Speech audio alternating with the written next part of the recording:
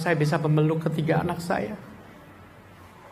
9 tahun yang lalu, 2008. Sampai hari ini. Sampai hari ini saya tidak pernah melihat wajah dia lagi. Saya tidak tahu anak saya sudah seperti apa, sebesar apa. Bismillahirrahmanirrahim. Assalamualaikum warahmatullahi wabarakatuh. Waalaikumsalam. Alhamdulillah, alhamdulillahirabbil alamin. Allahumma sholli ala sayyidina Muhammad wa ala ali sayyidina Muhammad, amma ba'du. Tidak pernah saya menyangka hidup saya seperti ini. Saya dulu orang yang sangat tidak suka dengan Islam. Setiap kali saya bertemu dengan orang Islam, pertama yang saya lihat adalah jenggotnya. Kalau jenggotnya sudah panjang, saya lanjutkan. Saya lihat celananya. Kalau celananya cingkrang, maka saya katakan waspadalah. Kalian, Mas Fadil, jenggot cingkrang, awas. Mengapa? Saya tidak bilang teroris karena waktu belum lazim kata teroris. Tetapi dulu saya tidak respect karena melihat, menemukan banyak perilaku orang yang mengaku Islam membuat saya menjadi bertanya, kenapa seperti ini? Kenapa kasar? Kenapa arogan? Termasuk dulu saya kaget Pak, pertama Pak, sekarang sudah mulai biasa. Kalau orang makan dalam masjid saya masih belum terbiasa dulu. Sekarang sedang memisahkan diri. Karena bagi saya rumah Allah itu harus dijaga. Sekarang sudah mulai terbiasa melihat ada orang makan di masjid. Dulu pertama saya kaget sekali. Bahkan kaget kalau melihat orang itu merokok dalam masjid, Ustaz. Saya kaget. Saya berpikir ada apa? Apakah yang mempengaruhi itu adalah ajarannya? Sehingga menjadi aneh bagi saya. Ternyata Bapak Ibu yang dirahmati oleh Allah, saat-saat saya itu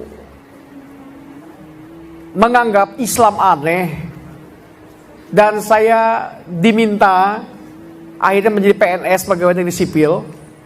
Ya, saya bekerja di Kementerian Agama Republik Indonesia.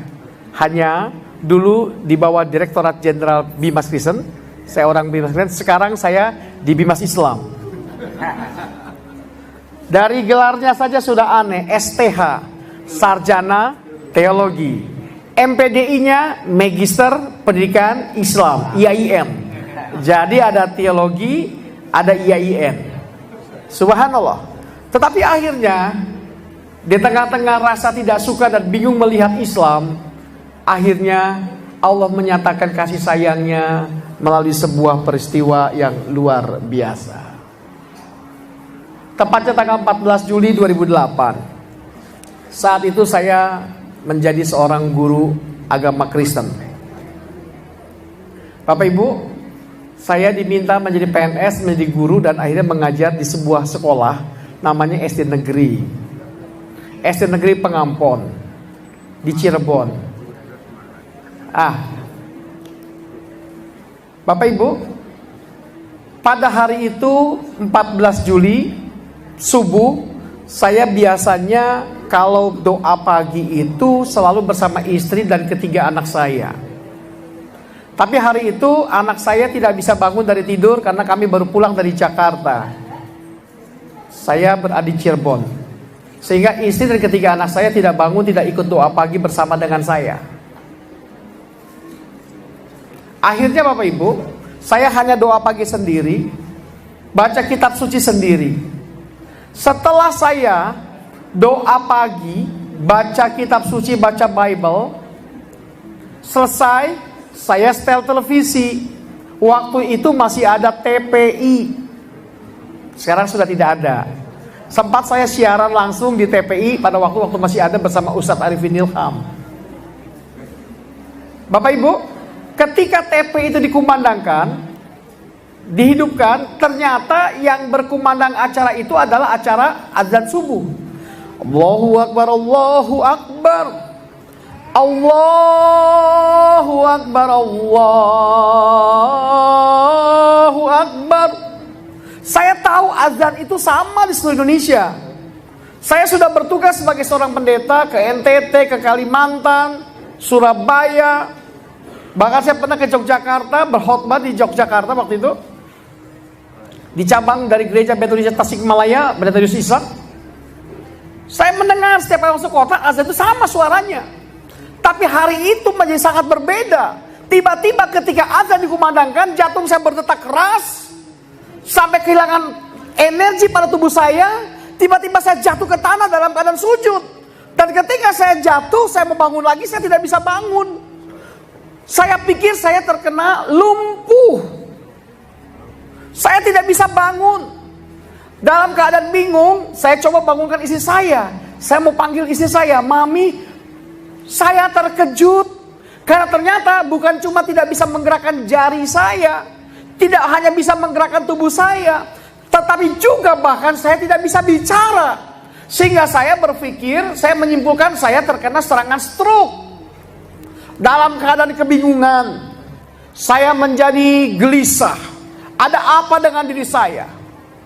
Begitu kerasnya detak jantung saya, sampai saya tidak bisa berbuat apa-apa. Dalam keadaan yang serba tidak bisa berbuat apa-apa, saya tiba-tiba menjadi ketakutan. Lalu selesai azan subuh, muncullah Ustadz Arifin Ilham dalam kajian subuh di TPI itu. Dan dia mengucapkan kalimat La ilaha illallah.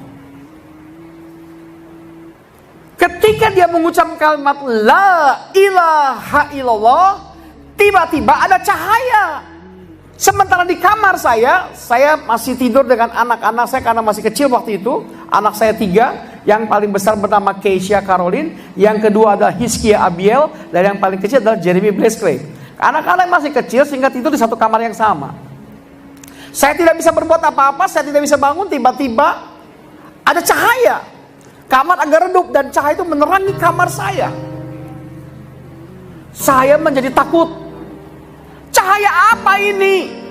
Saya teringat teman saya waktu kecil, ada yang beragama Islam punya nama Nur. Jangan-jangan ini yang disebut dengan Nur cahaya. Kenapa saya begitu sangat takut? Tiba-tiba saya takut mati. Padahal saya adalah penganut teologi Calvin. Teologi Calvin itu adalah penganut, kalau dalam Islam itu ada yang namanya Qadariyah. Dalam Islam ada kajian namanya Jabariyah, ada Qadariyah. Saya penganut Qadariyah yang mengikuti faham semuanya karena qadar Allah, takdir Allah. Ditakdirkan, predestinasi, ditakdirkan untuk masuk surga. Saya sudah yakin, saya ditakdirkan masuk surga. Tapi pada hari itu saya menjadi goyah. Saya menjadi takut mati. Rupanya ini ada di dalam Al-Quran, surat Al-Anfal ayat 2. Bismillahirrahmanirrahim. Allah berfirman yang artinya, sesungguhnya orang-orang yang beriman adalah mereka yang apabila disebut nama Allah gemetar hatinya, dan apabila dibacakan ayat-ayatnya kepada mereka bertambah kuat imannya, dan hanya kepada Tuhan mereka bertawakal. Rupanya yang membuat saya gemetar, saya tergetar, saya takut mati karena Allah memberikan iman di dalam hati saya. Dalam keadaan bingung, tiba-tiba saya takut mati. Saya mengambil jalan pintas Bapak Ibu. Saya mengulang kalimat La ilaha illallah di dalam hati saya karena tidak bisa bicara. Kok enak ya ketika mengucap itu La ilaha illallah, La ilaha illallah. Saya tidak paham. Baru paham itu setelah saya punya guru. Guru saya itu dari Abah Anom yang mengajarkan zikir tarekot. Saya diperkenalkan dengan yang namanya zikir Suryalaya. Hari ini guru saya sedang ada di Magelang, Abah Anom. Oh, itu yang namanya zikir. Waktu saya ngambil coba nikmat sekali. La ilaha illallah, la ilaha illallah, la ilaha illallah. Terus tiba-tiba mata saya basah dengan air mata. La ilaha illallah, la ilaha illallah. Dan tiba-tiba di waktu yang bersamaan saya berdiri. Tiba-tiba saya bisa berdiri. Dan di waktu bersamaan ketika saya berdiri pada waktu yang sama, saat saya berdiri keluar dari mulut saya kalimat La ilaha illallah. Pengalaman ini saya rahasiakan Bapak Ibu. Tidak ada orang yang tahu. Diam-diam saya mencari tahu tentang kalimat La ilaha illallah. Ada apa dengan kalimat La ilaha illallah. Bapak Ibu yang dirahmati oleh Allah, semakin saya banyak belajar, semakin bingung. Karena semua orang yang saya tanya memberikan penjelasan dengan menggunakan bahasa Arab. Misalnya, Innad dina indallahil Islam. Apaan tuh? Saya bilang. Dakwahnya selalu pakai bahasa Arab. Apaan tuh? Itu sebabnya dalam ceramah umum seperti ini saya menggunakan lebih banyak pakai bahasa Indonesia. Kalau ada yang belum paham, itu bisa langsung mengerti langsung terjemahannya. Terjemahan versi Kementerian Agama. Bapak Ibu yang dirahmati Allah, akhirnya saya mencari dan tepat tanggal 7 Agustus 2008 Allah lagi-lagi memberikan pengalaman yang spektakuler. Ketika saya sedang mengajar pendidikan agama Kristen di SD Negeri Pengampon, tiba-tiba saya mendengar suara azan dikumandangkan di telinga saya. Allahu Akbar, Allahu Akbar. Saya kaget. Saya melihat ke kanan ke kiri. Saya waktu sekolah pendeta, sekolah teologi, saya tahu itu waktu duha jam 8 pagi. Tidak mungkin ada azan. Saya coba ke musola sekolah. Tidak ada yang azan. Siapa ini? Saya setelah di musola lihat, saya kembali ke kelas di mana saya mengajar. Pertama di Indonesia, ada sekolah dasar negeri yang punya ruang belajar pendidikan agama Kristen di Cirebon, SD Pengampon. Dan itu yang bangun saya. Saya menciptakan sebuah pluralisme di sekolah itu, supaya diakui kekristenan. Saya kembali ke kelas, saya kaget. Tidak ada orang berazan. Begitu masuk kelas, suara itu seperti mengikuti saya kemana saya pergi. Tiba-tiba ketika saya melihat atap-atap di kelas, atap itu bergelombang. Dan saya ketakutan, tanpa mengerti. Akhirnya saya datang kepada kepala sekolah. Ibu kepala sekolah, saya mau masuk Islam. Oh, dia kaget. Kenapa kaget? Karena belum lama sebelum itu terjadi, saya menggagalkan wacana perda tentang penggunaan jilbab di sekolah-sekolah di kota Cirebon. Kaget semua orang. Saya dikenal sebagai orang yang berani, radikal, ilmiah. Akhirnya saya dibawa ke Kementerian Agama. Saya sendiri bingung, nggak ngerti kenapa saya ingin masuk Islam. Mungkin itu yang seringkali guru saya sampaikan. Bapak Dr. Ari Ginanjar, ISQ 165. Pak Ari seringkali bilang, Allah itu adalah Allah yang maha membulak-balikan hati manusia. Dalam sekejap saya ingin masuk Islam, tanpa mengerti. Akhirnya saya bersyahadat di rumah ketua MUI. Tapi sebelum bersyahadat, Bapak Ibu, saya seperti di sidang, di kantor, berjam-jam. Jangan main-main dengan agama, Pak Yudi. Saya nggak main-main. Saya kepepet Islam. Saya dicurigai. Jangan main-main. Sampai berjam-jam. Sampai saya lupa. Pokoknya saya diinterogasi habis-habisan. Di ruang kepala kantor Departemen Agama Kota Cirebon pada waktu itu. Sampai akhirnya saya bilang, saya siap kehilangan PNS saya. Kalau saya tidak bisa mualaf gara-gara saya PNS, nggak apa-apa, saya nggak PNS juga. Saya masih menggunakan ayat Kristen waktu itu. Saya bilang, burung-burung di udara saja dipelihara oleh Tuhan. Walaupun tidak bekerja, dia bisa makan. Masakah aku akan kelaparan? Aku tidak makan. Bapak Ibu, akhirnya tiba-tiba mama saya telepon. Begitu telepon mama saya,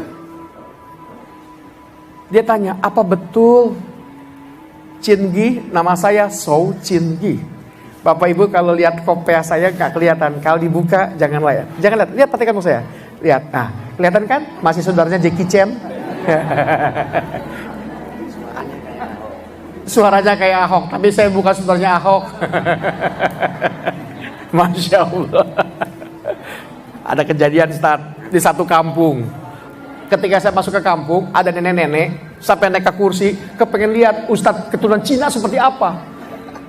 Begitu naik, goyang kursinya, si nenek itu berani sekali, sudah tua, berani naik kursi, beduk jatuh kursinya. Pas jatuh, pas saya lewat, saya tangkap gitu kan. Nek, aduh hati-hati, maaf Ustadz, saya kepengen lihat Wajahnya Ustadz Cina itu seperti apa? Nih kayak begini nih. Masya Allah.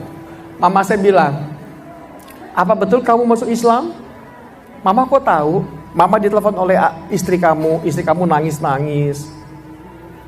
Betul, iya Ma. Lalu saya cerita. Setelah saya cerita pengalaman itu, Mama menangis. Tolong nak, sudahlah berhenti saja dari PNS. Tinggalkan PNS, kamu kembali, kasihan anak-anak. Sudah kamu full time saja, melayani Tuhan di gereja. Mama saya majelis gereja. Papa saya sudah meninggal pada waktu itu. Akhirnya Bapak Ibu, saya jelaskan. Ketika jelaskan, Mama saya marah. Kalau gitu mulai sekarang, kalau itu keputusan kamu sudah tekad membulat, mulai hari ini, jangan panggil saya mamah lagi. Kamu bukan anak saya. Sekarang dia sudah meninggal dunia. Tapi untung, saya masih diberi kesempatan bertemu satu kali sebelum dia menghembuskan nafasnya. Dia marah, kecewa, karena saya anak yang diharapkan, anak yang paling disayang. Jauhkan saya dari kesombongan. Anak pertama di rumah yang mencium kaki orang tua itu adalah saya. Ada sebuah tradisi Cina. Kalau Imlek itu sojak begini, Kong Sifa Choi, dan dia sujud ke orang tua, cium kaki sungkem. Saya itu, Bapak Ibu, anak pertama yang sampai sungkem sama orang tua. Karena apa? Itu pertama dilakukan setelah saya dibaptis di gereja pada kelas 1 SMA. Sehingga itu membuat tertarik. Papa saya ini masuk Kristen. Papa saya itu adalah seorang Buddhis. Kakek saya adalah seorang Konghucu. Banyak orang tertarik masuk Kristen karena perilaku saya. Mama saya begitu sangat sayang karena perilaku saya. Saya sangat dekat dengan mama saya. Tapi hari itu dia bilang, kamu bukan anak saya lagi. Karena kamu memilih Islam. Sudahlah. Lalu telepon sebelum ditutup saya bilang, Ma, saya sayang sama mama. Sudah. Kalau tulisanmu ditutup. Orang kaget. Kan telepon di loudspeaker. Akhirnya saya dibawa ketua MUI Kota Cirebon. Saya dibimbing bersyahadat oleh seorang ketua MUI di Kota Cirebon, namanya Ki Haji Mahfud Bakri. Dia dari pesantren Buntet. Karena meninggal pun dikuburkan di pesantren Buntet di Cirebon. Bapak Ibu, akhirnya Bapak Ibu, setelah saya bersyahadat, saya pulang ke rumah, saya kaget. Karena ternyata rumah saya sudah kosong. Istri dan ketiga anak saya, kata tetangga itu, sudah dijemput oleh mertua saya, yang ada seorang pendeta gereja Betel Indonesia. Jujur Bapak Ibu, hari itu saya menyesal masuk Islam. Saya nggak pernah nyangka saya akan ditinggalkan oleh keluarga saya. Dalam keadaan bingung ketakutan, saya akhirnya menutup pintu rumah saya, mengurung. Lalu akhirnya Bapak Ibu, di tengah malam saya buka handphone saya. Karena begitu saya ketakutan, saya matikan handphone, tengah malam buka, ternyata betul. SMS masuk, banyak sekali dari guru-guru. Karena saya adalah angkatan pertama yang disertifikasi dalam program guru agama. Apa betul Pak Yudi masuk Islam? Apa betul? Apa betul? Sampai dosen-dosen sekolah teologi saya, ada yang telepon, dia menangis. Saya bilang, Pak Pendeta, saya tersesat. Tolong saya.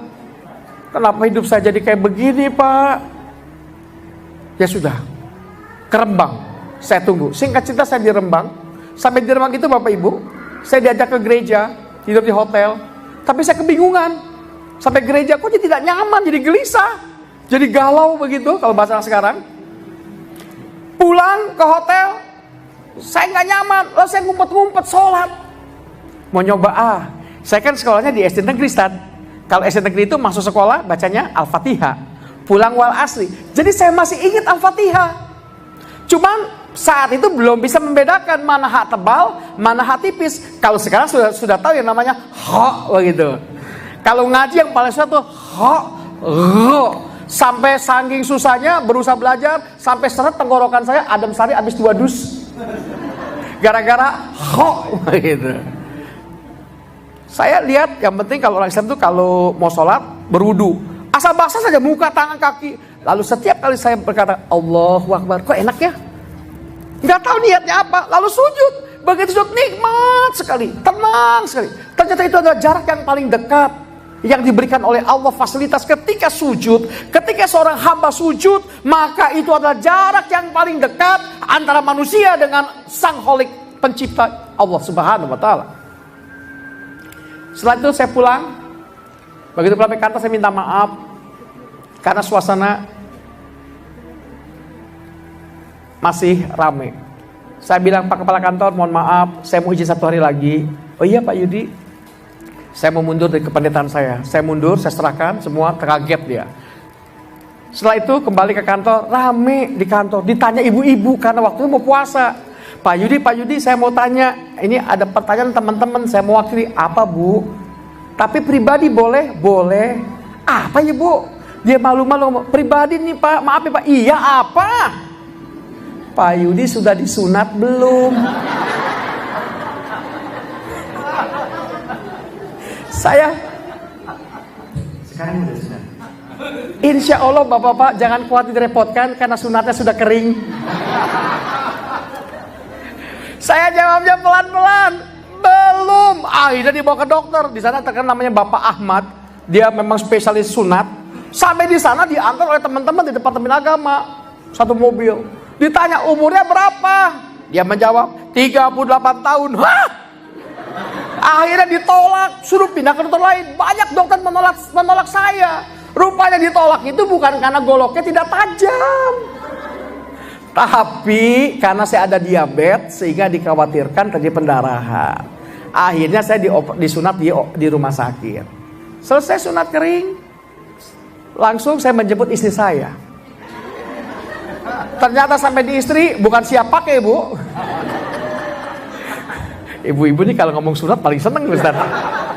Sampai-sampai saya bilang nih kalau ngomong sunat nih, saya bilang ke profesor di IAIN Cirebon, Prof, kalau ada mahasiswa S2 yang ingin melakukan penelitian tentang dampak sunat terhadap keluarga sakinah, wawancara saya. Karena saya bisa menceritakan bedanya disunat dan tidak disunat. Bedanya apa Ustaz Yudi? Sangat signifikan. Tuh, ibu-ibu paling seneng kalau ngomong sunat. Subhanallah. Bapak-bapak ada yang belum disunat? Sudah disunat Ustaz? Sudah. Oh sudah.